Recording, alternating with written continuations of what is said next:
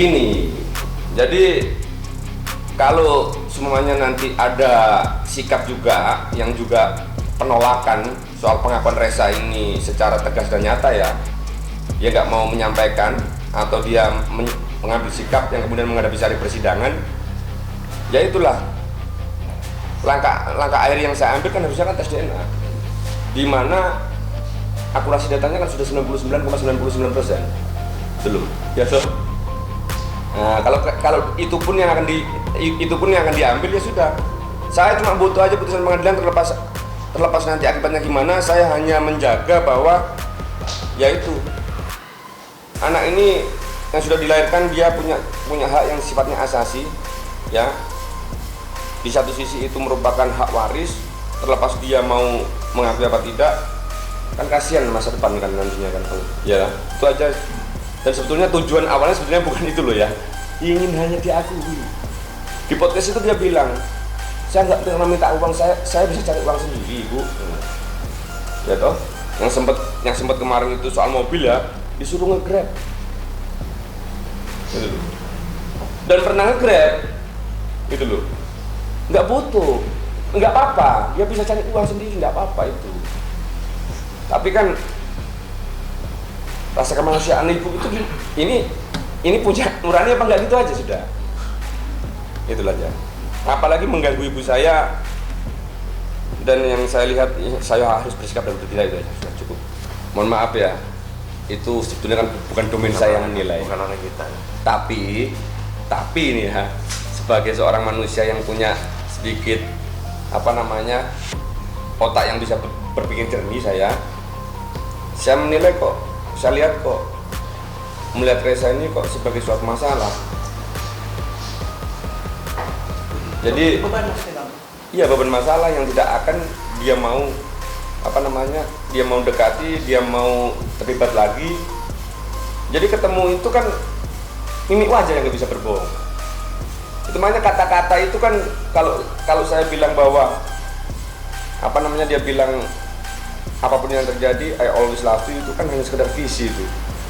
Padahal yang namanya cinta itu kan aksi kan. Kalau kamu ngomong begitu tapi nggak mau tahu kondisi anaknya, itu kan mimpi itu, dia itu ngomong begitu tuh. Iya toh. Nah, cuma ya itu bukan domain saya. Tapi kalau saya lihat, sebatas saya lihat ya kacamata ya, nurani itu tidak ada.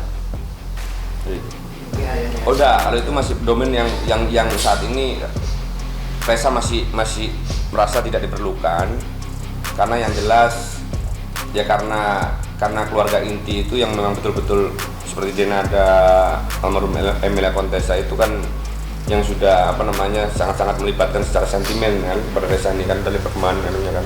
Mungkin ya itu haknya Reza, itu saya, kalau itu saya nggak bisa menjawab, tetapi mungkin next.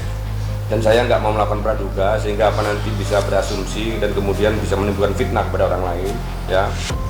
Meskipun info itu saya tahu kan begitu kan, itu tapi itu masih belum perlu saya bedah.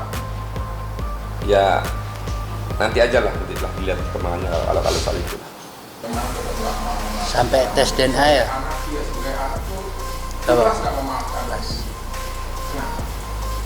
Ya kayak tadi, bagaimanapun dia itu tetap berusaha. Aku nganggapnya gitu. Ada rasa benci nggak sih? Enggak. Ya. Apa itu yang diajarkan sama ibu juga selama ini? Iya. Seperti apa sih yang ditanamkan kepada Reza untuk ya tidak mudah membenci orang, bahkan orang yang tidak mengakui Reza?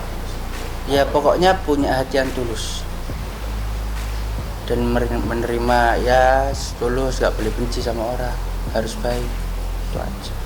Ya pokoknya Reza itu ya harus menerima apa adanya, dan saya sangat sayang sama dia, dan tambah sayang saya sama anak ini. Karena apa, kakak-kakaknya perempuan semua, dia satu-satunya anak laki saya, jadi ya sampai sekarang dia masih manja ke saya, masih manja, tidur tuh sampai SMP itu masih tidur sama saya, manja sekali, ini mama selalu gitu. Ya intinya aku pengen meluk Mbak Dena itu, sama pengen cium kakinya aja, udah itu aja.